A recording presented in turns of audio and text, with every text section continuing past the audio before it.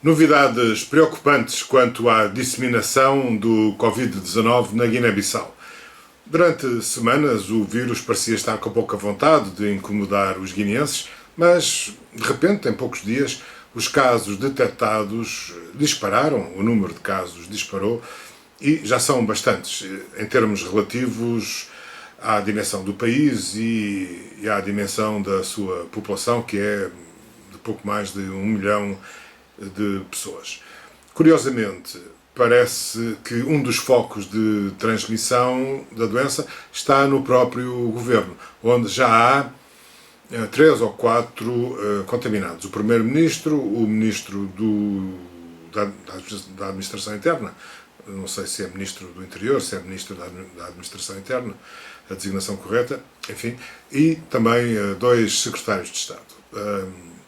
Vamos conversar com a ativista social Khadija Mané, que, enfim, nos vai contar as últimas sobre o que se passa na Guiné-Bissau.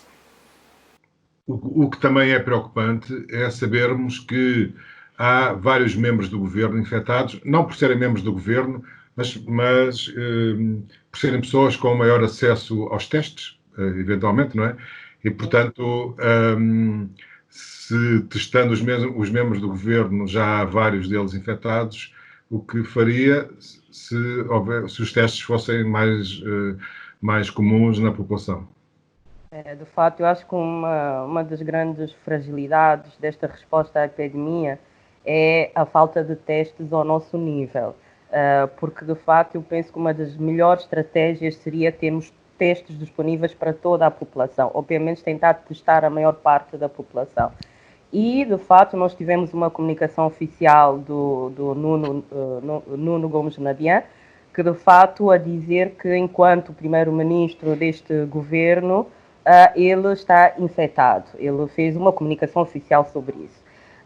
O que nós podemos dizer relativamente a essa infecção de membros do governo e de outras instituições é que nós o que temos vindo a criticar em termos de críticas construtivas a estes elementos é que nós temos visto eles a terem séries de encontros públicos onde vão com um número elevado de agentes e de outros membros do governo que vão se acompanhando a diferentes encontros públicos sem realmente cumprir as medidas básicas de prevenção relativamente ao coronavírus. Nós temos visto isso, vimos entregas de materiais ao nível das regiões com agentes da polícia, homens fardados, com a pessoa que está no Ministério do Interior, e que esses elementos, de fato, quando estão nesses encontros, não têm tido,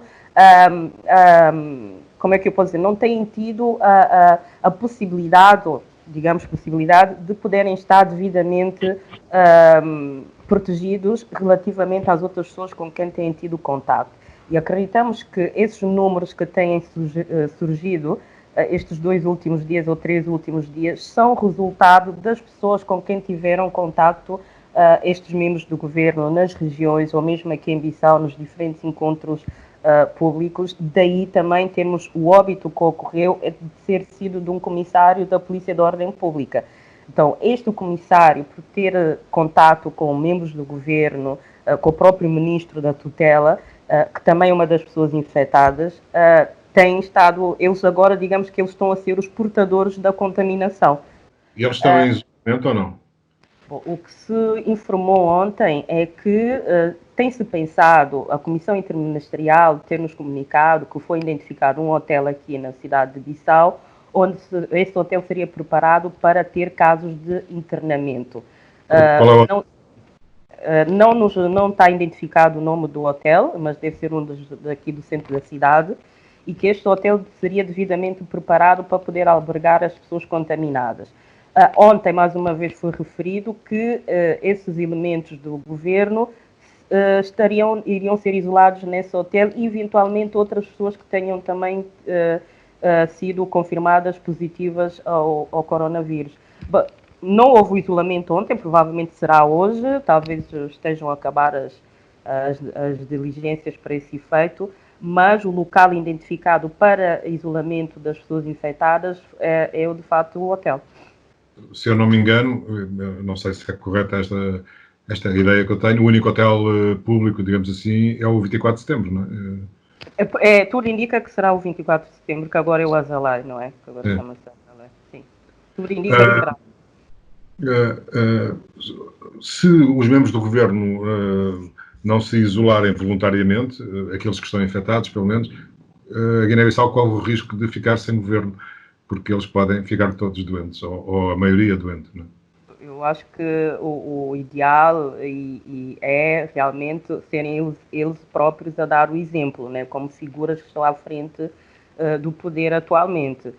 E nesse sentido, eu creio que eles todos, voluntariamente, depois de saberem, os que já estão infectados devem ir, aqueles que não fizeram o teste devem fazer, devem voluntariamente oferecer-se de fato para fazer o teste e ficar num período de isolamento, como é aconselhado ficar-se e ver se haverá uma manifestação de sintomas ou não, e tentar cumprir aquele período dos 14, 15 dias.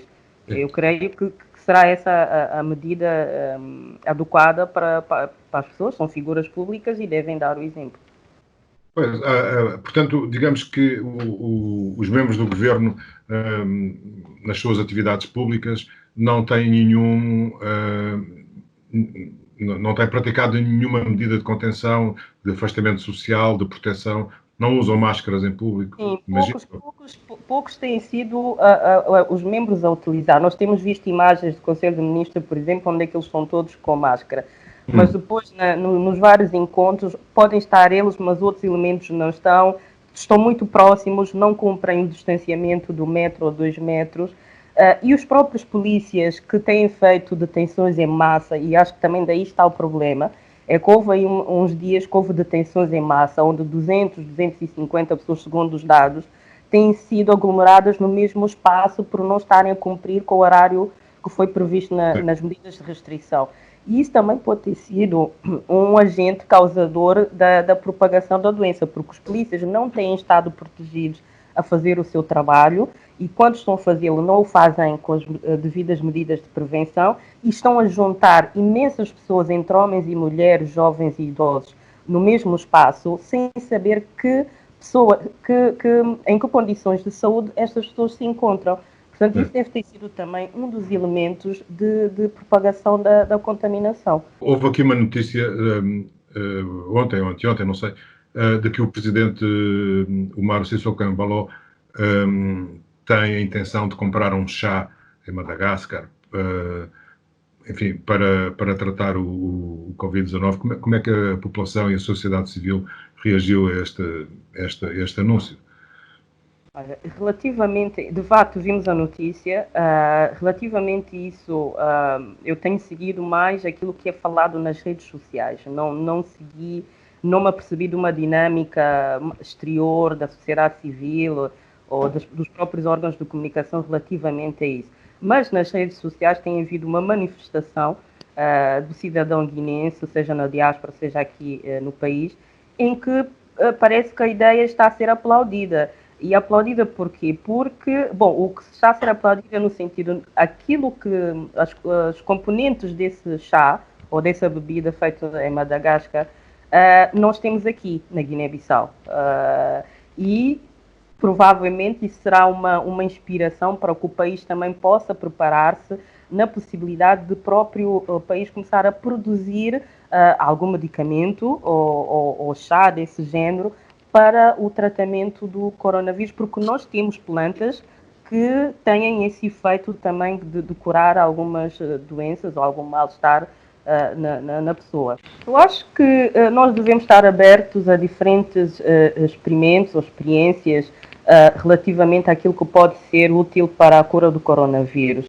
E por que não tentar plantas medicinais nesse sentido? Mas devem ser coisas testadas, devem ter coisas cientificamente testadas no laboratório e ver de facto o efeito dessas plantas sobre a saúde humana e sobre o coronavírus, para além das vacinas que também estão a ser trabalhadas a nível do mundo inteiro.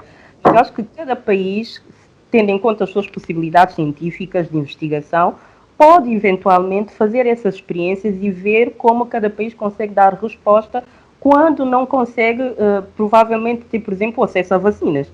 não é? Então, não é errado pensar-se numa fórmula para a cura do coronavírus, mas que essa fórmula seja feita tendo em conta todos os procedimentos que devem ser tidos em conta nesse tipo de trabalho. Para muitos, as medicinas tradicionais são crendices inconsequentes, mas na verdade, muitas vezes, não é bem assim. E a ervanária, de resto, é a base de muitos medicamentos desenvolvidos em laboratório. No caso de países pobres, a ervanária é, muitas vezes, o único recurso possível. Bom, vamos ver o que acontece na Guiné-Bissau, aqui também, em Portugal e no resto do mundo.